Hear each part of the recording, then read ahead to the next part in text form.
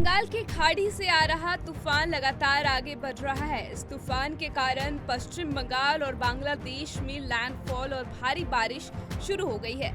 यह अगले 4 घंटे तक जारी रहेगी। इससे पहले मौसम विभाग ने बताया था कि भीषण चक्रवाती तूफान रीमल के रविवार शाम को पश्चिम बंगाल और बांग्लादेश के तटों के बीच पहुंचने की प्रक्रिया शुरू हो गई है।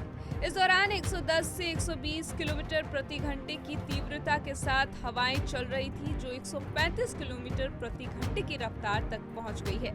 तटीय इलाकों में हवाएं तेज होती जा रही है। हवा के तेज होने के कारण पश्चिम बंगाल में कई जगहों पर पेड़ गिर गए हैं, जहां एनडीआरएफ की टीम राहत कार्य कर रही है। साथ ही समुद्र में तेज लहरें उठने लगी है। चक्रवात के आगे बढ़ने के साथ ही हवा और तेज होती जाएगी और बारिश की मात्रा भी बढ़ती जाएगी। बंगाल के कई हिस्सों में भारी बारिश हो रही है। इस तूफान का नाम रीमल है, जिसे ओमान ने रखा। रीमल अरबी शब्द है जिसका मतलब होता है रेत। वहीं बांग्लादेश के अधिकारियों ने कहा कि माना जाता है कि तूफान से एक युवक की मौत हो गई, क्योंकि समुद्री लहरें उसे बहा ले गई और दक्षिण पूर्वी पटुआ खाली में कई लोग घायल हो गए हैं। पुलिस के अनुसार क्षमता से 2 गुने 50 से अधिक यात्रियों से भरी एक नौका तूफान के रास्ते में मोंगला बंदरगाह के पास डूब गई। इसमें सवार लोग सुरक्षित स्थान की ओर भाग रहे थे। हालांकि लोगों को बचा लिया गया, जिन्हें कुछ चोटें आई हैं। मौसम विभाग ने कहा कि भीषण चक्रवाती तूफान रीमल के दस्तक देने की प्रक्रिया सागर द्वीप खेपुपारा के बीच पश्चिम बंगाल और बांग्लादेश के निकटवर्ती तटों से शुरू हुई।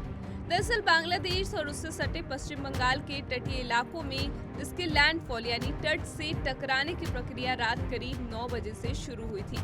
मौसम विभाग ने बताया कि सागर द्वीप समूह से लगभग 110 किलोमीटर पूर्व में बंगाल की उत्तरी खाड़ी के ऊपर तूफान रीमल लगभग उत्तर की ओर बढ़ेगा और अगले 3 घंटों में बांग्लादेश और बांग्लादेश के दक्षिण पश्चिमी मोंगला के करीब सागर आइलैंड और खेपुपारा के बीच पश्चिम बंगाल के नजदीकी तटों को पार करेगा, जिसके बाद इसके कमजोर होने की उम्मीद है। दक्षिण कोलकाता के उपायुक्त प्रियव्रत रॉय ने बताया कि कुछ जगहों पर पेड़ उखड़ने की सूचना मिली है।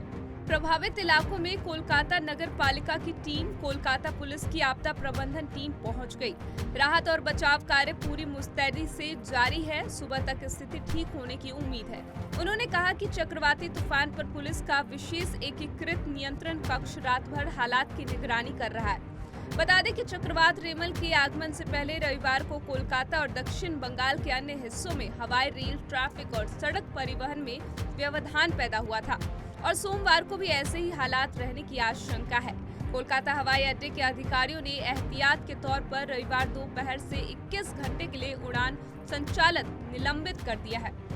इसके अलावा पूर्वी और दक्षिणी पूर्वी रेलवे ने कई ट्रेन रद्द कर दी हैं। बंगाल के तटीय इलाकों से करीब 1 लाख लोगों को शेल्टर सुरक्षित जगहों पर भेजा गया है। इसमें करीब सबसे ज्यादा लोग साउथ 24 परगना जिले से है। स्टेट डिजास्टर मैनेजमेंट और एनडीआरएफ की 16 टीमों को तटीय इलाकों में तैनात किया गया। वहीं नेशनल डिजास्टर रिस्पांस फोर्स ने 12 टीमों को तैनात किया है। वहीं 5 अतिरिक्त टीमों को स्टैंड बॉय पर रखा गया है। जहाजों और विमानों के साथ सेना, नौसेना और तट रक्षक बल की बचाव और राहत टीमों को तैयार रखा गया है। शिपिंग महानिदेशक की तरफ से कोलकाता और पारादीप के बंदरगाहों पर नियमित अलर्ट के साथ सलाह जारी की जा रही है। वहीं विद्युत मंत्रालय की तरफ से तत्काल बिजली बहाली के लिए आपातकालीन टीमों को तैनात किया गया है। एक तरफ प्रधानमंत्री नरेंद्र मोदी ने रविवार को चक्रवाती तूफान रीमल से निपटने के लिए की गई तैयारियों की समीक्षा के लिए एक बैठक अध्यक्षता की थी। प्रचंड चक्रवात के कारण पश्चिमी बंगाल के तटीय जिलों और कोलकाता से भारी बारिश हुई और वहीं दूसरी तरफ केंद्रीय गृह मंत्री अमित शाह ने ट्वीट करके बताया कि उन्होंने रीमल को लेकर संबंधित अधिकारियों से बात की है।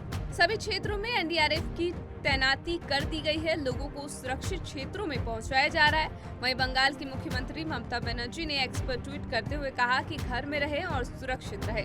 हम हमेशा की तरह आपके साथ है। यह तूफान भी गुजर जाएगा। फिलहाल इस खबर में बस इतना ही। ऐसे ही खबरों के लिए देखते रहे पंजाब केसरी।